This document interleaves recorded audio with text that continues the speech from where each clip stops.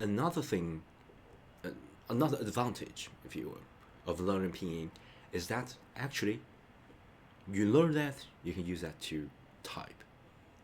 If you think about it, the Pinyin is kind of using the like we call that like it's a kind of jargon.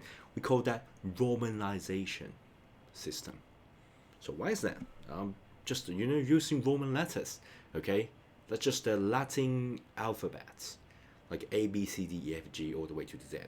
Okay, but with some specific rule to combine them together, and specific or some weird if you're like a really native English speaker, you feel some of the combination a little bit weird. But as long as you got, it's like you are learning, say Russian, okay, or maybe Spanish. The letter's still the same, but the pronunciation is completely different. And say you learn French, like some of the letter just do not produce any sound, or whatever. Maybe Spanish, like H, H here, do not have any sound. Okay, but in English you have to read it. Sometimes you omit it, but that's another matter to discuss. Just you want to use that as an example. Just use it's a romanization, and the Latin alphabets sometimes have a little bit weird pronunciation that I have to memorize it. But don't worry, it got some like it's a system, so you got a rule. It's not some random things. And once you got that and you got the combination correct, you're good to go.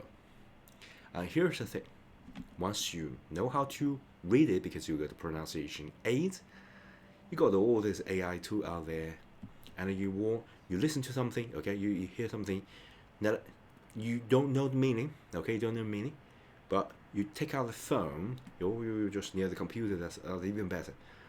You can use this kind of pinyin. This is a kind of rule that you can type in the computer, and then you can actually check that.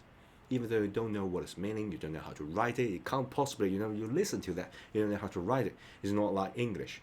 So you can use pinyin to spell that out. A lot of software that had got like a really intelligent auto completion features, especially Chinese. You can use this pinyin to just type in like vaguely that kind of pronunciation and give you that exact characters. And you can print it out. You can copy and paste, or you can just input that into any translation software, and then boom, translation there. Boom, add that to the notebook, and they can review it.